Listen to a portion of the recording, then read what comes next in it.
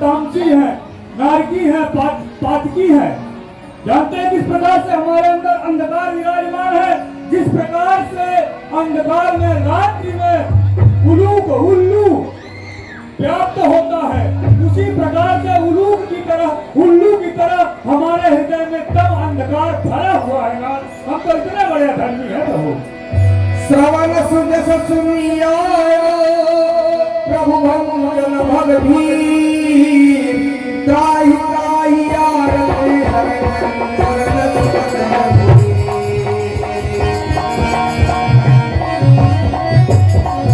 हे प्रभु, सत्य कहते हैं, मन की कहते हैं। हम तो आपकी महिमा, आपकी गरिमा, आपका प्रसाद, आपका यशगान कानों से सुन रखा था। देखा कहाँ था नाथ आपको? मैं तो सुना था कि आप धर्मावतारी हैं, धर्म के रक्षक हैं, गौओं के रक्षक हैं, ब्राह्मणों के रक्षक हैं, सतमार्ग पे चलते हैं और संसार को चलने का मार्ग बताते हैं। मैं भी सोचा क्यों न चलकर इन नेत्रों से देख लूं कि आपकी महिमा क्या है प्रभु। सो आपके शरण में आ गया नाथ। इतना अधम होने के बाद भी क्या आनंद गंध परमानंद हम जैसे पापी को, पापी को, नारकी को अपने शरण में स्वीकार करेंगे? क्या कभी हम पर भी आप कृपा कर सकते हैं हे प्रभु? हाँ, ये मेरे मन में संशय अवश्य है, किंतु दृढ़ संकल्प लेके आपके पास आया हूँ कि आपके ही चरणों में अब रहना है और इसी में जीवन काटना है। तो आदेश करें प्रभु। तीन वचन सुनी प्रभु गुण भावा भुज विशाल गई हृदय आप अपने हृदय में किसी भी प्रकार की ग्लानि ना करें। आइए सहित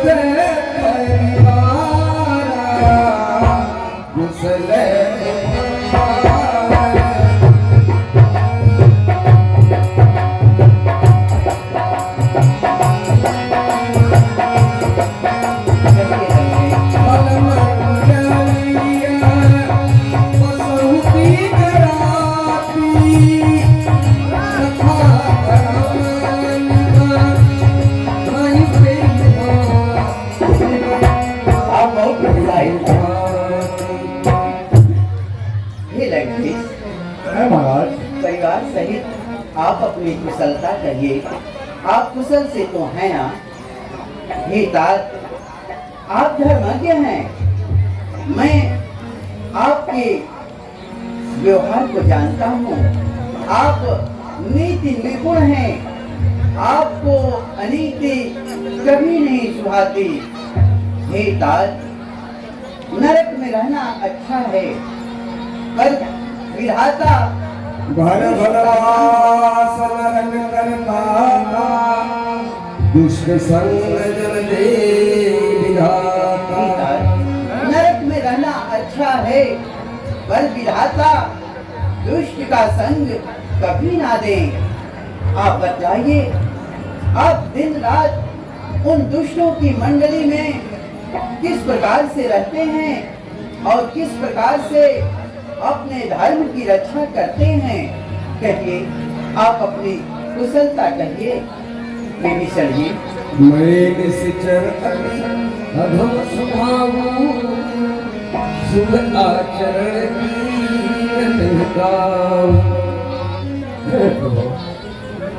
आपने हम राक्षसों में, हम तो अधम हैं, राक्षस हैं, ना आपकी नीति जानते हैं ना आपकी रीति जानते हैं, है ना? हम उस प्रकार से जीवन यापन करते हैं जिस प्रकार से भेड़ अपना जीवन यापन करता है। यदि एक भेड़ कुएं में गिर जाए तो उसके पीछे पीछे सारी भेड़ें उसमें कूद जाएंगी। उसी प्रकार से ये राक्षस है, ये बिना बुद्धि के हैं, ये उसाने पर मरने और मारने के लिए तैयार हैं प्रभु। हम तो उस वंश से और इतने अधम हैं, फिर भी आपकी नीति इन कानों में पड़ती है, उसी नीति का मनन करते हैं और अपने जीवन को धन्य करते हैं। ओहो भाग्य से अमित यति राम कृपा सुख पुंज देखो मैं निरंतर से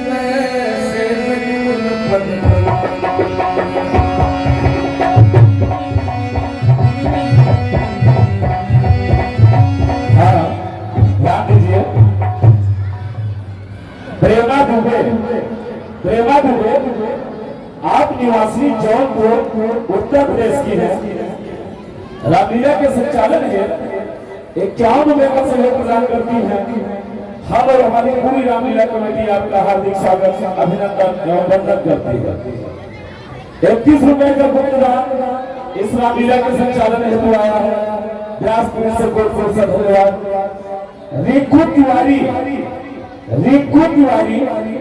जो कि इस रामलीला के पदाधिकारी हैं और कोषाध्यक्ष हैं।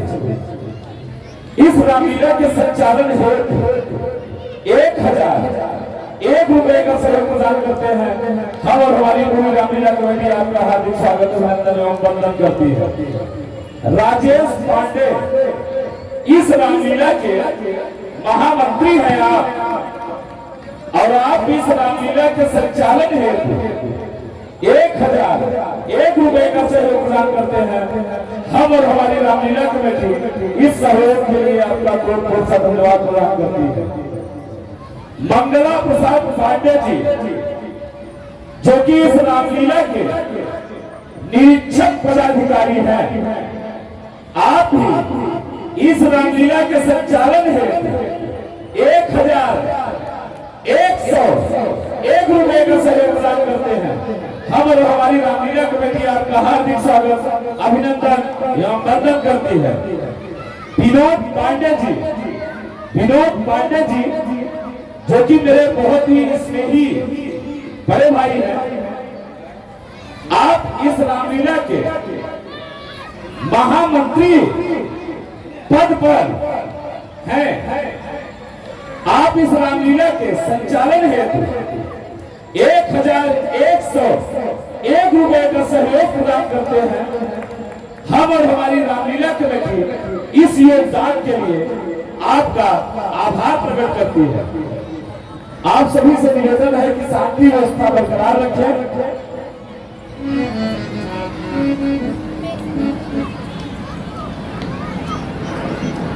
हाँ,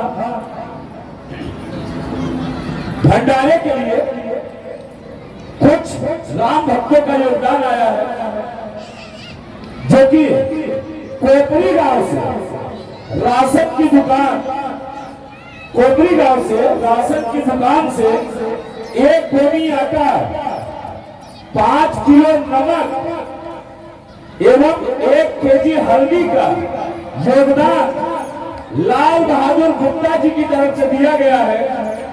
इस योगदान के लिए हम और हमारी पूरी रामलीला कमेटी आपका हार्दिक स्वागत अभिनंदन एवं वंदन करती है।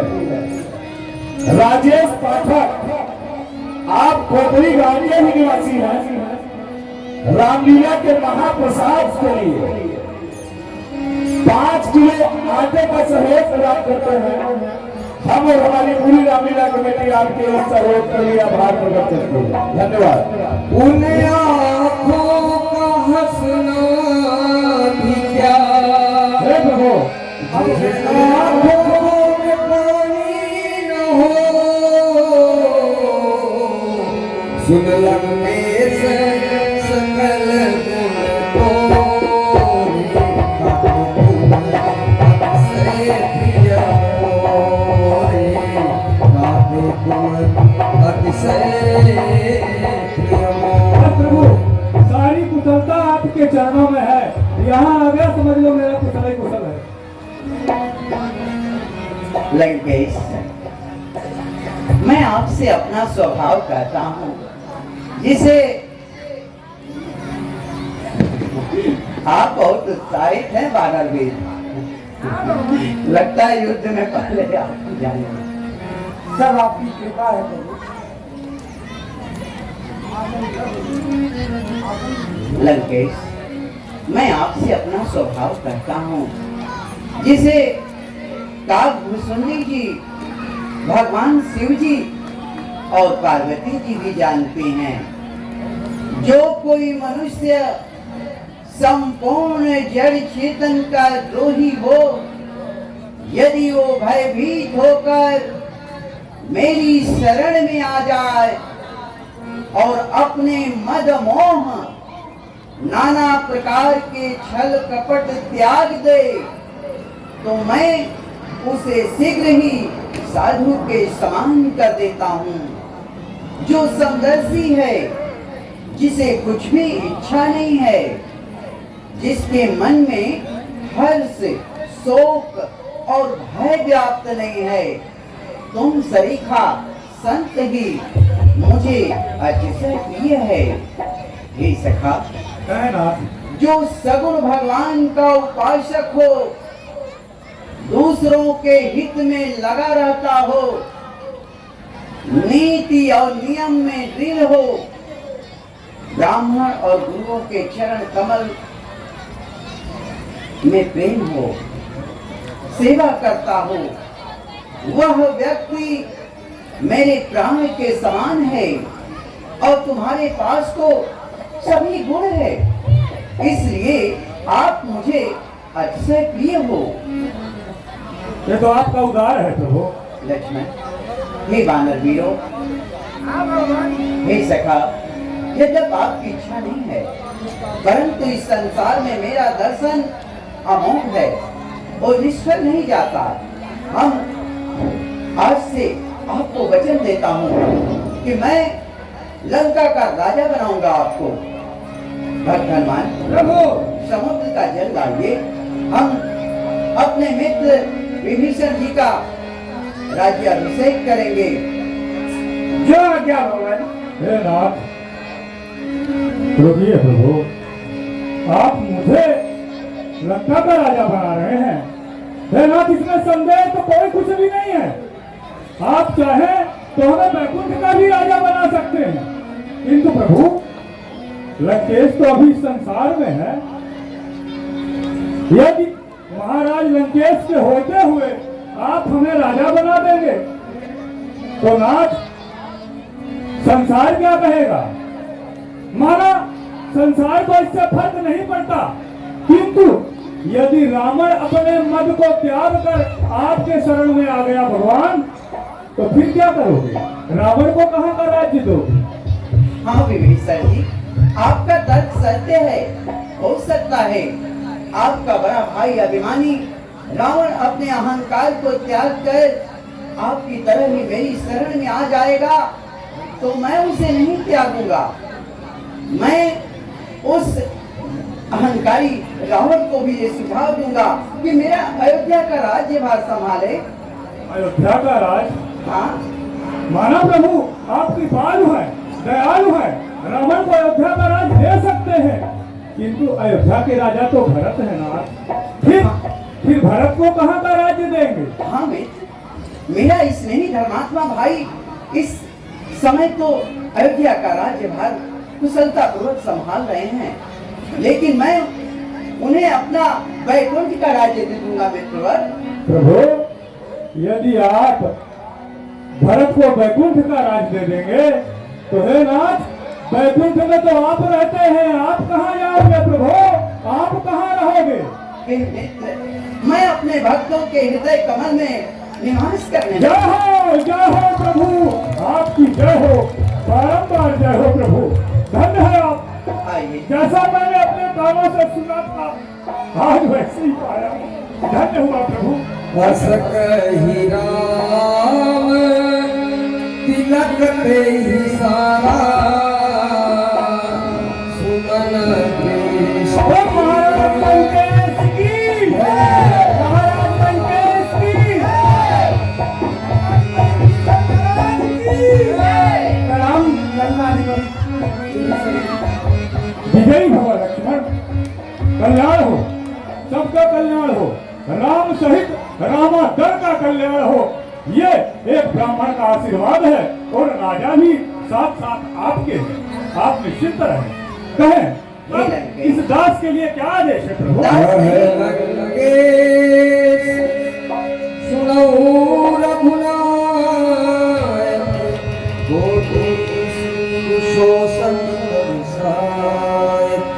क्या समस्या है नरेश, मैं आपके बड़े भाई रावण से युद्ध तो नहीं करना चाह रहा था, परंतु युद्ध तो करना पड़ेगा। ये मेरी व्यवस्था है। आपके बड़े भाई ने मेरी प्राण प्रिया सीता का हरण करके अनुचित हे किया प्रभु, है। ये समस्या नहीं है, ये तो कर्तव्य है, ये तो करना ही है। इस समय समस्या क्या है आपके समक्ष? हाँ भगवान, धन्य है वानर वीरों, सुझाव के लिए धन्यवाद। आप लोग चतुर हैं कि मुझे क्या करना चाहिए। अवश्य भगवान। हे लंकापति किसी कंधापति, बतलाओ अब क्या करना है। उस निश्चरपति 10 कंधर से किस बात लड़ाई लड़ना है।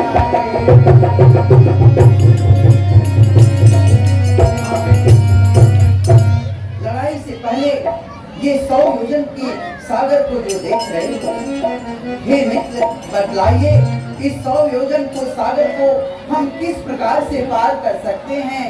क्या किसी प्रकार किसी विधि से हम इस पर कोई सेतु तैयार कर सकते हैं? बतलाइए, हम इस अथाह गहरे सागर को किस प्रकार से पार करें? आप लोग प्रभु कुमार कुल गुरु जलधि कहि उपाय विचार, बिन प्रयास सागर करहि सकल भालवत।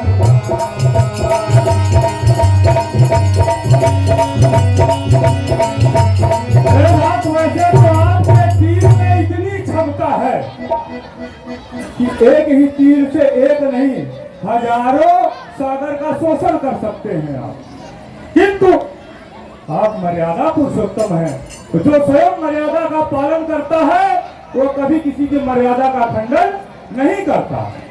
हे राघव, सागर को सोखना सागर की मर्यादा खंडन करना है, इसलिए ये उचित नहीं होगा।